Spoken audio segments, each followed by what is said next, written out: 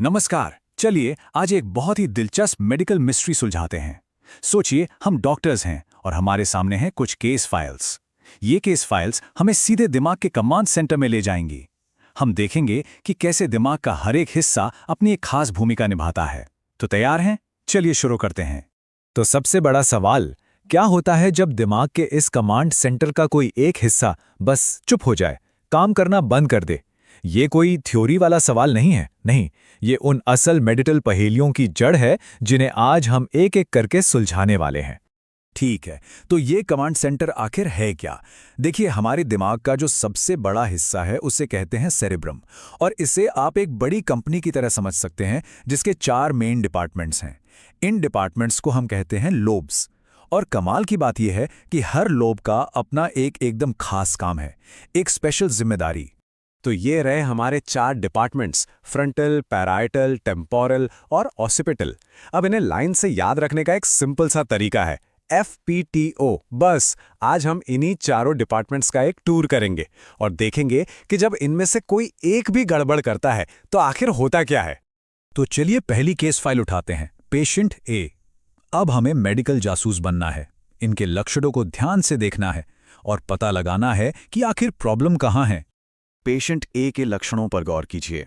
Personality में अचानक से बदलाव आ गया है, शरीर में अजीब सी कमजोरी महसूस हो रही है, कुछ भी प्लान करने या ठीक से बोलने में दिक्कत आ रही है। ये सारे क्लूज हमें कहाँ ले जा रहे हैं? सोचिए जरा। अच्छा, इस केस को क्रैक करने के लिए हमारे पास एक सीक्रेट कोड है। कोड है MBP।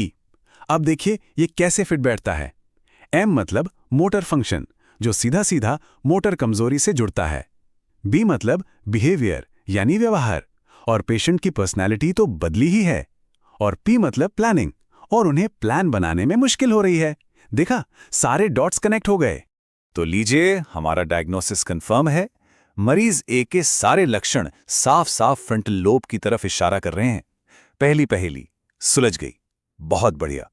चलिए अब केस फाइल नंबर 2 उठाते हैं, पेशेंट बी। तैयार रहिएगा क्योंकि इनके लक्षण बिल्कुल अलग हैं, एकदम नई न्यूरोलॉजिकल चुनौती। पेशेंट बी के साथ कुछ बहुत अजीब हो रहा है। उन्हें टच, दर्द या गर्मी सर्दी कुछ महसूस ही नहीं हो रहा। जानी पहचानी जगहों पर, यहां तक कि अपने घर में भी रास्ता भटक जाते हैं। और तो और प्रेशर का भी कोई एहसास नहीं है। ये लक्षण क्या कहानी सुना रहे हैं? इस केस के लिए हमारा कोड है SSS। चलिए इसे डिकोड करते हैं। पहला S है सेंसरी परसेप्शन यानी संवेदना, और मरीज की संवेदना तो जा ही चुकी है। दूसरा S है स्पेशल ओरिएंटेशन यानी स्पेस को समझना, और वो रास्ता भटक रहे हैं। और तीसरा S है सेंस ऑफ टच, टेम्परेचर और प्रेशर। लीजिए, पजल के सारे पीस अपनी अपनी जगह पर फिट हो गए। तो डायग्नोसिस क्या हुआ? एकदम साफ है, पेशेंट बी के पेरिएटल लोब में कोई गड़बड़ी है। इससे पता चलता है कि दिमाग का हर डिपार्टमेंट कितना स्पेशलाइज्ड है ना। तो चलिए 1 मिनट रुककर इन दोनों केस को कंपेयर करते हैं। फ्रंटल लोब वो तय करता है कि हम कौन हैं, हमारी पर्सनैलिटी, और हम क्या करते हैं, हमारे एक्शंस।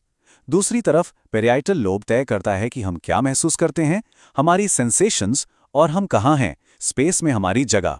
ये फर्क समझना बहुत जरूरी है। चलिए अब बारी है हमारे तीसरे पेशेंट की, पेशेंट सी। ये केस हमें सुनने और याददाश्त की दुनिया में ले जाएगा, जहां चीजें थोड़ी धुंधली हो गई हैं।